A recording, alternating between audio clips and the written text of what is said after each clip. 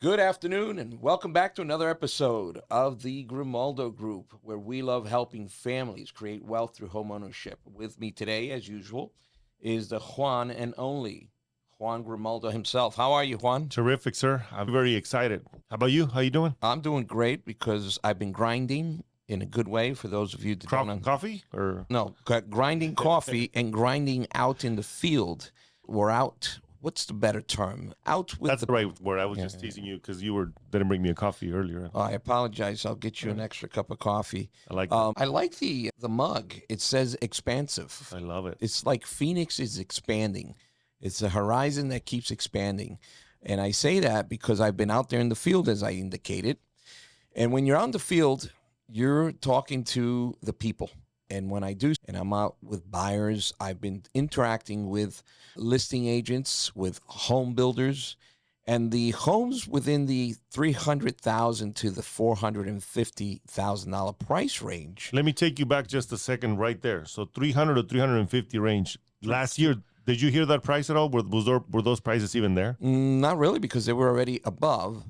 But we're almost at the starting point of a new frenzy. And we talked about this last year, Angel. We've been saying that there was a window of opportunity, right? Yeah. So the train has arrived Yep. and it's taken off. Yep. So for buyers that have been on the sidelines waiting for the interest rates to drop, waiting for the perfect time, The market to crash. this is numbers, these are stats, these are things that I'm just not making it up. So the homes within the $300,000 to $450,000 range today are just disappearing. And we've seen that. We've seen how the market has shrunken. I look at the data almost daily, and today, single-family detached homes in Maricopa County, there's only 7,800. When COVID hit, because I keep repeating this number, because that was a mark that we looked into because we knew something was going to change. We were at 9,800. So right now we're at 7,800. That's lower. And back then, remember how crazy it was. Oh, definitely. And that's why it's good to stay on top of the stats. This is why we love providing a market analysis to our clients. Yep. When we get new clients, and I like sharing this, we like taking the time to provide a buyer consultation, break down the buying process, provide a good detailed market analysis. Without emotion, it's all data. And I love the way you do your presentations because they're very detailed. Thank you. And going over the market status is huge because most people, they just go through the motion. I just had almost a 45-minute conversation with a developer that he wants to continue building and selling his homes. And we talked about that. I says, we're not your typical agent that just shows you a home, gets you under contract, and then forgets about you. We help you create wealth through home ownership. And also we help you how to maximize those tax advantages we were talking about the other day. Definitely. So a lot of times people don't understand the value that a good agent has. And a good agent like Angel, he's out there in the field with the pick and the shovel, doing the work. I was a special agent, as many of you probably know, since I've mentioned it before. I was an agent with the federal government. And part of my job was being out in the field. Now, if I was locked up in the office all the time, either thinking about what should I be doing next, which is good. I can't see you doing that, man. I mean, planning is a good thing to do. Huge. There's a planning stage, strategizing. But you got to put that in action. And where I got my intelligence, not my, the intel, the human intel, was going out to the field, going out there, conducting surveillance, following people, okay, talking to informants as things are happening, okay? Wow. So I apply what I learned as a special agent to a real estate agent life. You're a special agent, but in a different realm, right? So I love being out in the field. Sometimes I go to communities. I just scope the area, see what's happening in a particular community. Go to brand new home developments. Talk to the agents that are there. Create a network. You're taking the temperature. Affirmative. So, and not only that, you're building relationships with these people. And that's one of the things. If you're an agent out there, get out. Yeah. Go out in the field. And I think you do an amazing job on that because you actually take a pulse and you just send us a message. You want to share about that, what we were saying? I was talking to, let me maybe pop this up if I can get it up there. Let me see. So I was talking to an agent this morning. It's a builder rep. Yep. And I was trying to get information related to a property for a client. And he says, all our lower price stuff has flown off the shelves. the $400,000 price point has been very popular. Wow. And they are all back out buying again. He was referring to Clients. There's more and more people buyers. showing up. Yep. And this was just one representative. I contacted another one just to get the feel Check of the temperature again. And they're all starting to say the same thing. Yep. And I had mentioned it to buyers in January, February, March. Okay, this is your opportunity. Your window of opportunity is here, where you're getting incentives, concessions. You're getting all kinds of good stuff. Discount, buy the rate buy down. So we've been saying this for a long time, guys, and we have almost begging people to get into a home now that the market was good because it dropped about $100,000. This is in general in the whole Phoenix area. You saw a discount of $100,000. Like the rates are higher. You can refinance the rate. If you bought a house last year for $100,000 more, you can't refinance the amount. Yeah. So for those that are still on the sidelines, that are still waiting, Angel, what do you think? What do you suggest? I suggest to sit down, give an agent, and I hope it's one of us, Exactly. of course, Amen. the opportunity to sit down with you and strategize and get a good detailed insight as to what the market is and what are your needs. Yep. And that's the important part. Like I was talking about earlier, and I got a little sidetracked, but how important is it to have a great agent? Because most people, if they come in, they don't know. If you tell me, you know what, I'm looking for this house, if I'm just an average agent, I'm just going to go say, okay, you know what, yeah, I'll find you that home. But what is important to them? How do we educate our clients to make the best decision possible?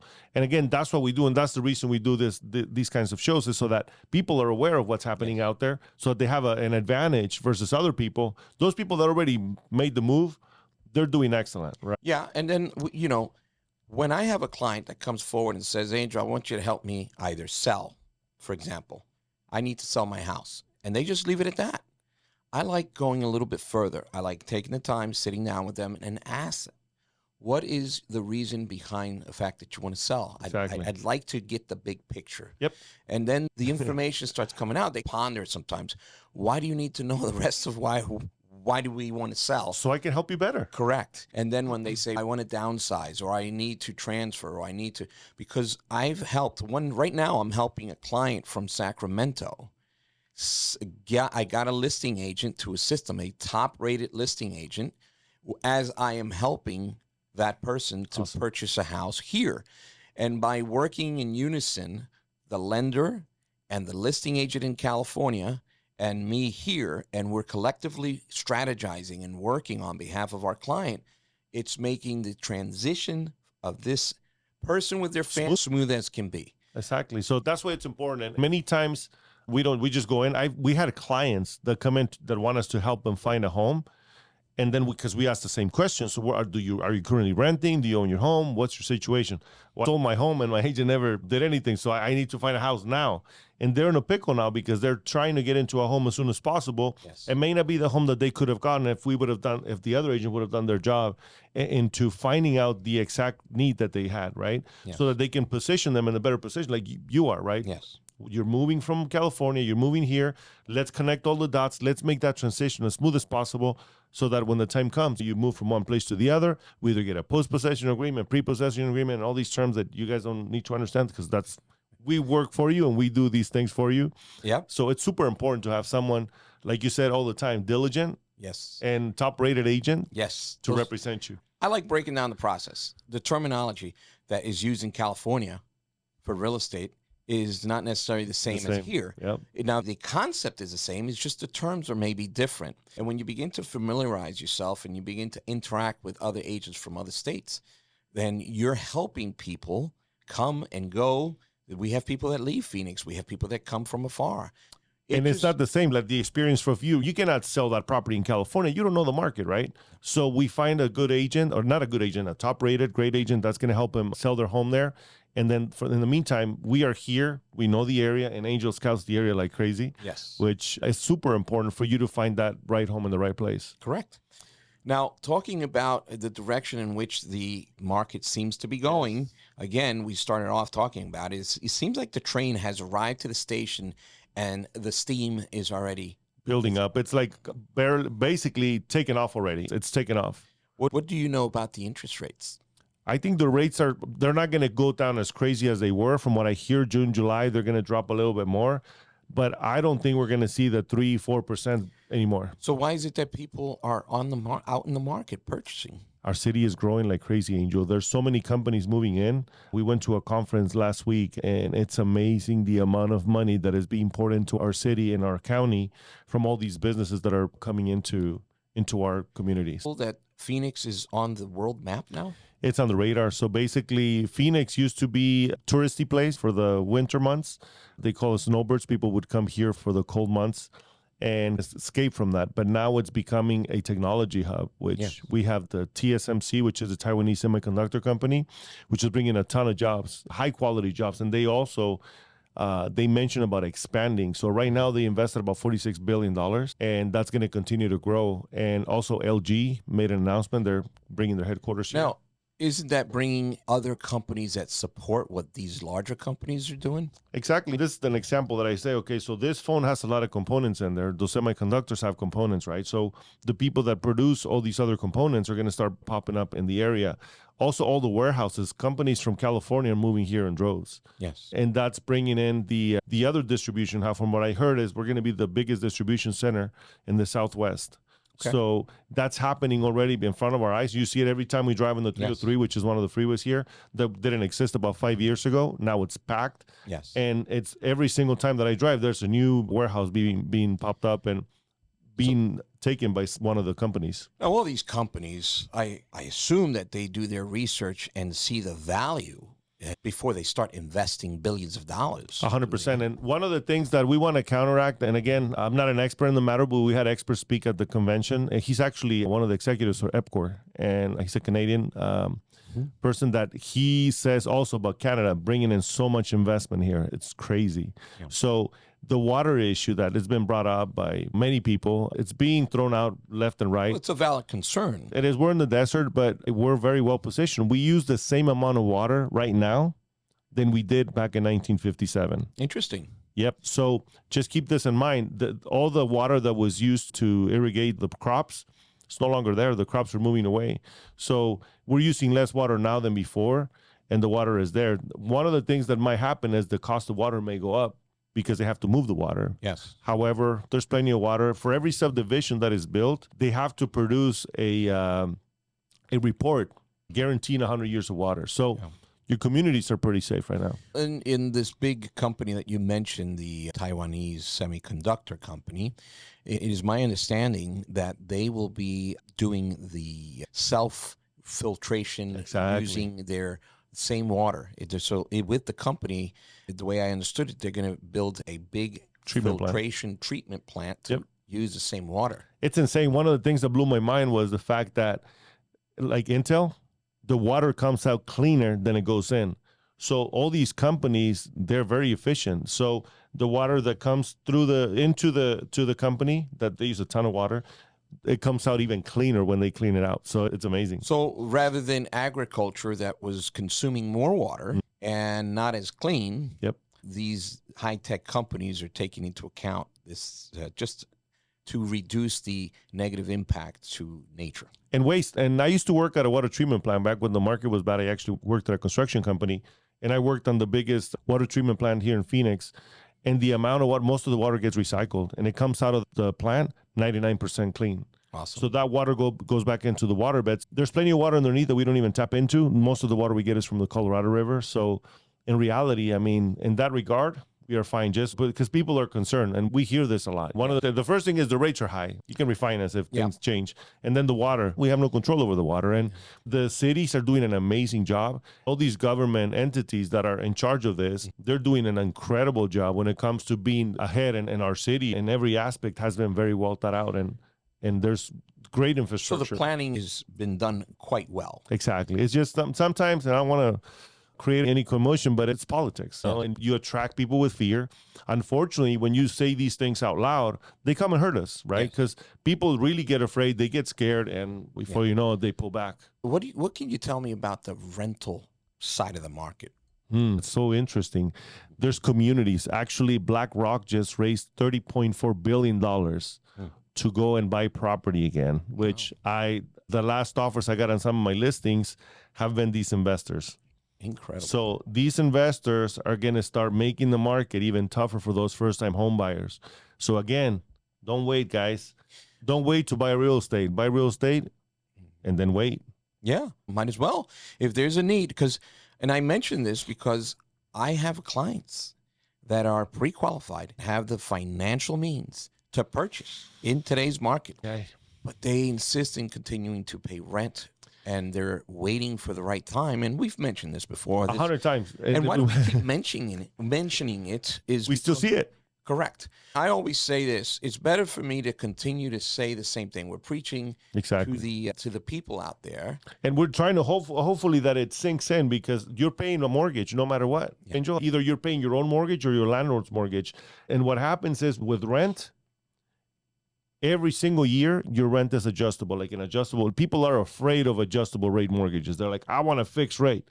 Well, when you're renting, you're basically an adjustable rate mortgage, because every single year the rent's going to go up. Correct. That's one of the things. And then the other thing is people wait for the rates to drop. Who cares about the rate?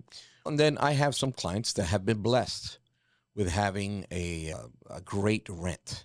So imagine paying $700 to $1,000 for a 3-bedroom. In essence, it's good. Circumstances have allowed them to be blessed, but it's on a month-to-month. So at any given time, okay, they've probably been there for, 2, 3, 4 years. That's a true blessing, but it creates this comfort that doesn't allow them to see the need to get into real estate, because it's a long-term commitment. Yep. You're not getting any younger. So if you're one of those that are blessed to have this low rent, so the typical rent can be $2,000 to $2,500, and you're paying $1,000 because Uncle Johnny or someone's friend said, hey, just take care of the house and I won't charge you more. But what happens if Uncle Johnny's friend, the owner, the landlord, decides to sell all of a sudden, or passes away, and then the children come around and say, hey, we're selling the house? Now you're going to have a situation where you have to either go rent somewhere else at the current rates, or go buy in under pressure. Exactly. And then you're going to pay more because now you're buying out of necessity. And we encounter that all the time. You mentioned two things. One was long-term and the other one was comfort. And they're both good and bad. Like, comfort makes you numb, right, to things. And I can also compare this with how we go by about life. We become robots and we just do the same thing over and over. And before you know it, you get to that age. And I mentioned this before, and I joke, we'll probably say, why are you repeating it again? But it's a must. I think it's important, guys. I have family members that get to retirement and now they can't afford to pay the rent, and they're going to work their whole life. Yeah. So that comfort they had for all these years is going to come now and bite them in the what? It's just not, I don't want to be responsible for that. So that's the reason we do these things. We want to help you get to that point where you're able to have a nice retirement, at least. If you worked your whole life to get to that point, at least enjoy it if you could. And then the other thing is long-term. Everything is long-term. The rental, you're going to pay rent no matter what. Yes. Even if it's a 1-month lease, a year lease, 2-year lease, you're going to have to pay. And then when that term is over, you're going to have to start another term. So the long term, sometimes we get deceived by it because we're like, I don't want a commitment, which means I don't want to fix the toilet. I don't want to do the yard. Yeah.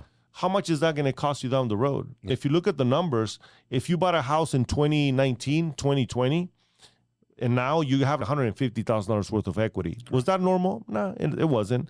But normal appreciation is 3 to 5%. Yes. You want to know how much have we appreciated since January till now? Yeah. 5.7%. Beautiful. Which is amazing. In today's market. In today's. We must emphasize that. Exactly. So right now, when the market was weird, right, since January till now, 5.7% appreciation. Where can you get that? Not even you can go to the bank and say, can I get a CD and put my money away for 5.7? You can't. So those folks that have been paying attention to the news constantly, and because I've had clients don't to get this me morning, with the news. It has to be. It's the reality. Because if you're constantly focusing on what the news says about the market, rather than sitting down and talking to a realtor and a lender, a proactive lender, you're going to start getting probably emotional in a rut. Yep. Yeah. And so I talk to my clients, some of which are on the fence, and I noticed a pattern. They pre-qualified, okay, but staying on the fence. And you know what's holding them? I call it the fence of fear. They're on the fence, and the fear factor kicks and in. They'll mention it. Yeah. I'm scared, Angel.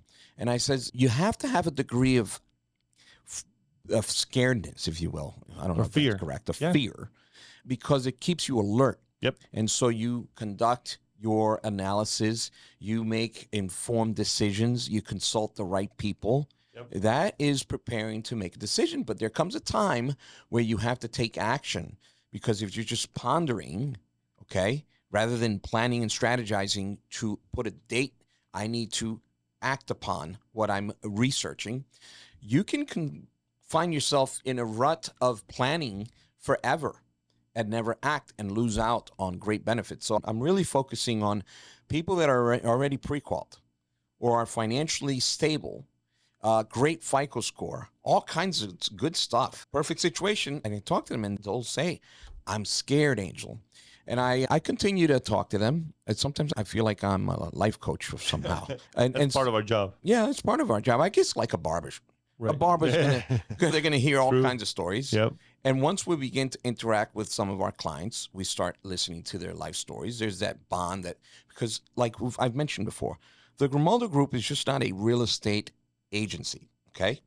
We believe in building relationships. Yep, and helping our clients build wealth and grow in every single which way. And yesterday, Sergio was talking about it. How much wealth have we created, or how we helped our clients, those that are willing to.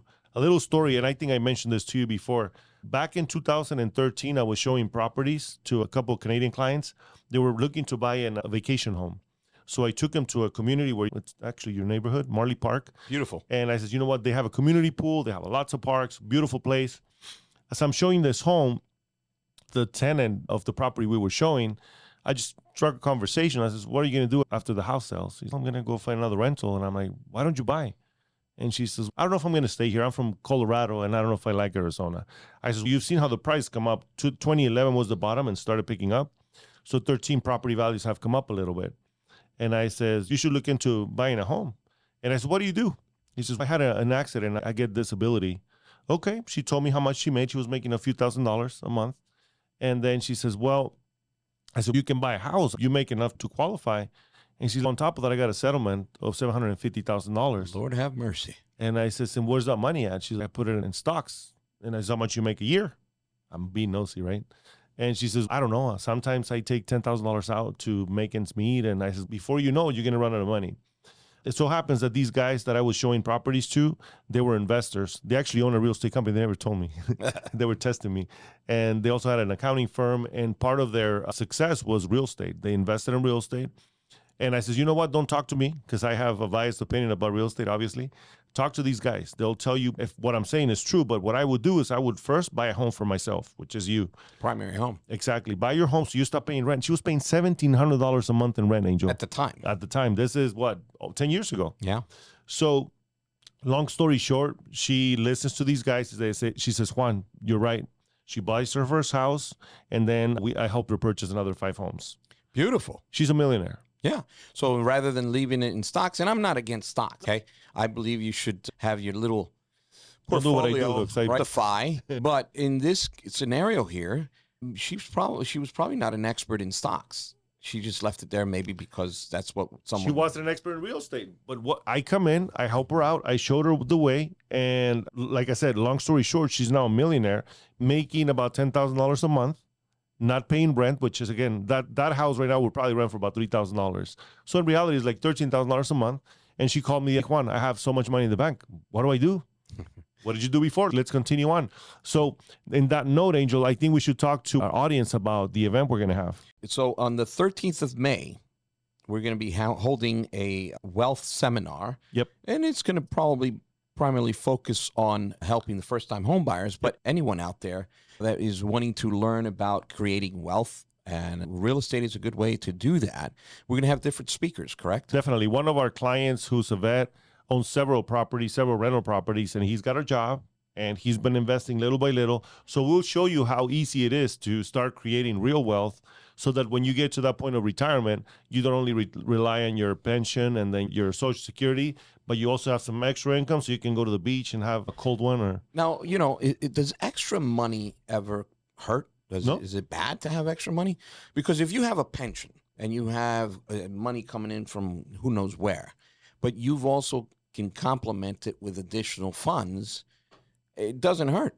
It's the difference between going to a restaurant and looking at the food menu and looking at the prices of where you're going to eat, right? You know what? My tenants are paying this, which again, if you're a tenant, I tell my tenants, don't pay my mortgage, but they want to. But that's the difference between choosing that steak or choosing the...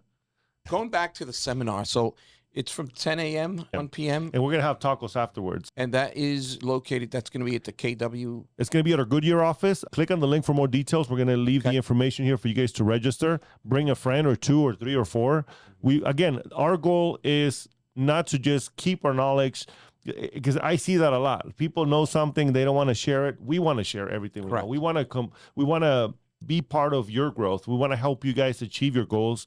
And if we can leave this world, Angel, and say, you know what, we did something good, I'll be happy. We left a positive impact. Amen. If we can build each other up rather than bring us down, Exactly. that would make our lives much, much better, would it not? Amen. 100%. And so please register, invite Yes. anyone that you think would be benefiting from this seminar. Yeah. It's the 13th of May from 10 a.m.